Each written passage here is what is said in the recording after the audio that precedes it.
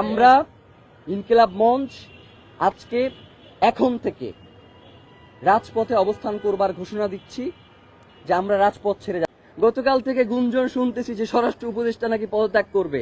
ফাইজলামি করেন মিয়া, বুইরা ভাম কোথার জানো, ফাইজলামি করতে আসেন, মানে সারাক্ষণ খালি ভেটকাইতে আছেন।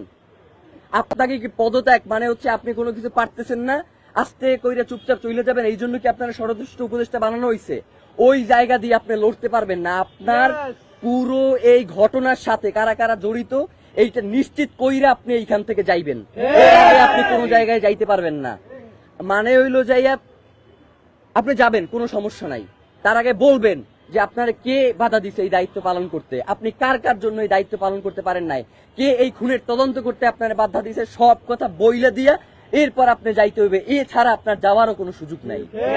এবং ডক্টর ইউনূসকেও আমরা বলতে চাই যে বাংলাদেশের জনগণ আপনাকে প্রধান উপদেষ্টা বানাইছে এই জনগণের স্বাধীনতা সার্বভৌমত্বকে টিকিয়ে রাখার জন্য। জানাজার মাঠে আপনি বলেছেন যে আপনি শরীফ ওসমান হাদিকে ধারণ করেন, কিন্তু একবারের জন্য আপনি জানাজার ময়দানে বলেন নাই যে খুনের বিচারের ব্যাপারে আপনি কি করবেন। মানে এই যে এত বড় একটা হত্যাকাণ্ড হইল, এর বিচারের জন্য আপনি কি কি পদক্ষেপ নেবেন সেইটা আপনার মুখ থেকে আমরা শুনতে পারি নাই।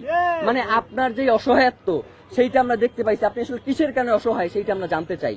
আপনাকে কে অসহায় করে তুললো এইটা আমাদের কাছে আপনার জানাইতে হবে। মানে এইটা না জানাইয়া তড়িঘড়ি করে নির্বাচন দিয়ে এরপর আপনি চলে যাবেন, এইটা হবে না। নির্বাচনের আগে বিচার নিশ্চিত করতে হবে, এরপর নির্বাচনের আগে কোনো নির্বাচন হবে না। মানে বাংলাদেশের জনগণ শুধুমাত্র ওই সবসময় স্থিতিশীলতা রক্ষার জন্য রক্ত দিয়ে যাবে, এই ভুংচুং শেষ, এইগুলো আর চলবে না। এখন থেকে রক্ত দিব না। প্রয়োজনে যারা আমাদের ভাইকে হত্যা করছে, গুম করছে, খুন করছে, আপনারা যদি এই দায়িত্ব পালন করতে না পারেন, বাংলাদেশের জনগণ কিন্তু রক্ত নেওয়া শুরু করে দেবে। রক্তপাত একবার শুরু হয়ে গেলে এটা কিন্তু আপনারা থামাইতে পারবেন না। সুতরাং আপনাদেরকে হুঁশিয়ারি করে বলতে চাই যে অতি দ্রুত ওসমান হাদির খুনের সাথে যারা জড়িত তাদেরকে দ্রুত গ্রেফতার করেন। আপনারা যদি সুস্পষ্টভাবে আমাদেরকে বলেন যে খুনি ভারতে পলায়ে গেছে, তাইলে কি করতে হবে? তাইলে যেটা করতে হবে সেটা হচ্ছে বাংলাদেশে একটা বন্দি বিনিময় চুক্তি আছে, আপনারা জানেন না? এই যে উলফা নেতাদেরকে যে বন্দি বিনিময় চুক্তির মাধ্যমে ভারতে পাঠানো হয়েছে, আপনারা দেখেন নাই? উলফা নেতারা খালি বাংলাদেশ থেকে ভারতে পাঠানো যায়, ভারত থেকে দিল্লির ওই কুত্তা শেখ হাসিনারে বাংলাদেশে আনা যায় না। মানে হইলো যাইয়া বাংলাদেশ থেকে খালি আমরা সবাই খালি সহযোগিতা করবো আর পাঠাবো, কিন্তু ওই দেশে খালি সন্ত্রাসীদের অভয়ারণ্য হবে, ওই দেশ থেকে কাউরে পাঠানো হবে। এই ধরনের ফাইজলামি মার্কা বন্দি বিনিময় চুক্তি আমাদের দরকার নাই। আপনারা অতি দ্রুত ওসমান হাদিকে যারা খুন করেছে তাদেরকে দেশে থাকলে গ্রেফতার করেন, আর দেশে যদি না থাকে তাহলে তাদেরকে বিদেশে যেখানেই থাকুক সেইখান থেকে আনবার ব্যবস্থা করেন।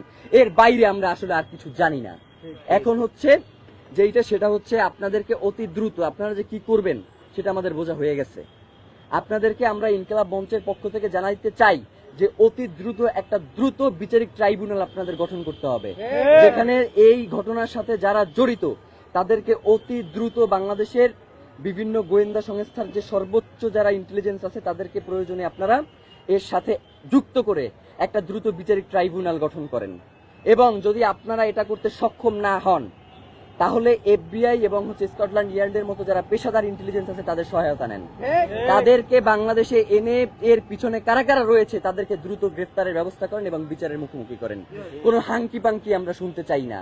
এই যে ইসের বন্দুক যুদ্ধের মাধ্যমে হত্যা করা এইসব বালসাল এখন আর আমরা জানতে চাই না। আমরা চাই ওসমান হাদিকে যারা খুন করেছে তাদেরকে জনতার সামনে এনে আপনারা উপস্থাপন করেন, তাদেরকে বিচারের মুখোমুখি করেন। এর বাইরে আমরা আর কিচ্ছু জানতে চাই না। প্রিয় ভাইয়েরা, ওসমান হাদি ভাই বাংলাদেশের স্বাধীনতা সার্বভৌমত্বের প্রতীক ছিল। এই যে এখানে এত সাংবাদিক রয়েছেন, আপনারা জানেন ওসমান হাদি, মানে আপনারা তো অনুসন্ধানী সাংবাদিক আছেন অনেকেই, আপনারা জানেন ওসমান হাদি কোন ধরনের লাইফ লিড করতো, তার পরিবারকে কত সময় দিয়েছে। সে আজীবন এই শাহবাগের রাস্তায় পড়ে রয়েছে এই জুলাই পরবর্তী সময় থেকে যে বাংলাদেশের স্বাধীনতা সার্বভৌমত্বকে কিভাবে টিকিয়ে রাখা যায়, কিভাবে জুলাইকে বাঁচিয়ে রাখা যায়, কিভাবে এই সরকারকে স্থিতিশীল রাখা যায়। কিন্তু এই তিনটার একটাও আপনারা করতে সক্ষম হন নাই।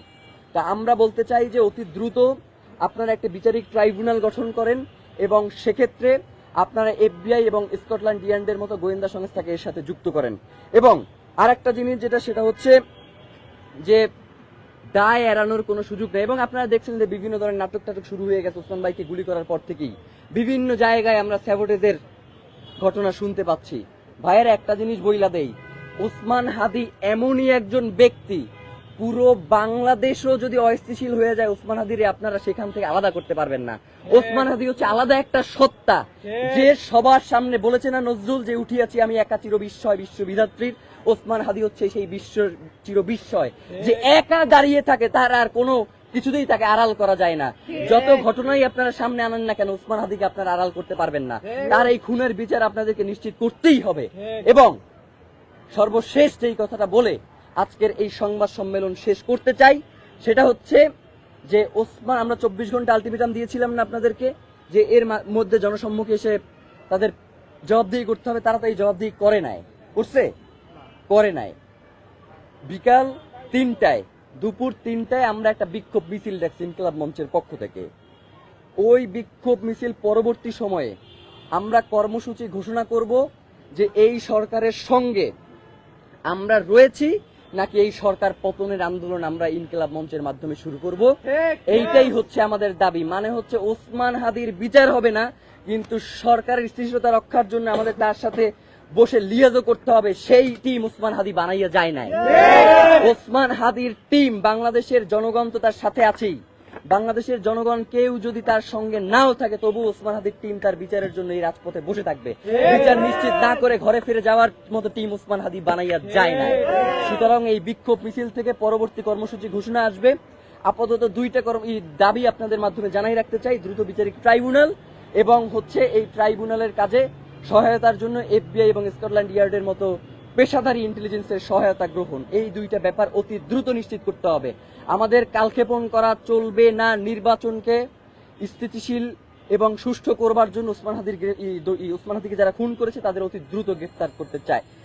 এইটাই হচ্ছে আমাদের দাবি, এর বাইরে আর কোনো দাবি নেই। আর আপনারা বিভিন্ন সময় আমাদেরকে যে প্রশ্ন করেন যে ভাই ওসমান হাদির ব্যাপারে আপনারা কি করলেন, ওসমান হাদির ব্যাপারে আপনাদের অবস্থান কি? ভাইরা, ওসমান হাদির ব্যাপারে শুধু আমাদের অবস্থান নাই। ওসমান হাদি কোনোদিন ইনকিলাব মঞ্চের টিমের মেম্বারদের দায়িত্ব গ্রহণ করে শুধু বলে নাই যে এই টিমটার যারা আছে এরাই আমার ব্যাপারে কথা বলে। ওসমান হাদি কোনোদিন এই টিমের ব্যাপারে কথা বলছে যে এই টিমরে আপনারা পুরো বাংলাদেশ করে দেন, তাদেরকে এস্টাবলিশ করে দেন, অমুক তমুক, এই ধরনের কোনো আলাপ করছে? শুধু বাংলাদেশের স্বাধীনতা সার্বভৌমত্বের কথা বলছে। সুতরাং বাংলাদেশের জনগণের দায়িত্বই হচ্ছে ওসমান হাদির খুনিদেরকে গ্রেফতার করা। এর বাইরেও বাংলাদেশের জনগণের আর কোনো দায়িত্ব থাকতে পারেন না। আমরা ইনকিলাব মঞ্চ আজকে এখন থেকে রাজপথে অবস্থান করবার ঘোষণা দিচ্ছি যে আমরা রাজপথ ছেড়ে যাচ্ছি না। আমরা এখন থেকে পুরোটা সময়, ওসমান হাদি এখানে শুয়ে আছেন, আমরা আপনাদের কাছে ওসমান হাদির, আল্লাহ যাতে তাকে শাহাদাতের মর্যাদা নসিব করেন সেজন্য আপনাদের কাছে দোয়া চাই। এবং সেই সাথে ওসমান হাদির শপথ, তার রক্তের শপথ, তার খুনিদের গ্রেফতার হওয়া না পর্যন্ত এবং এই খুনিদের পেছনে যারা মদতদাতা রয়েছেন তারা গ্রেফতার না হওয়া পর্যন্ত আমরা রাজপথ ছাড়ছি না। সেটা আপনাদের মাধ্যমে পুরো বাংলাদেশের জনগণ এবং বাংলাদেশ স্বাধীনতা সার্বভৌমত্বকে আমরা এই জানানটাই দিতে চাই। বাংলাদেশ জিন্দাবাদ, ইনকিলাব জিন্দাবাদ।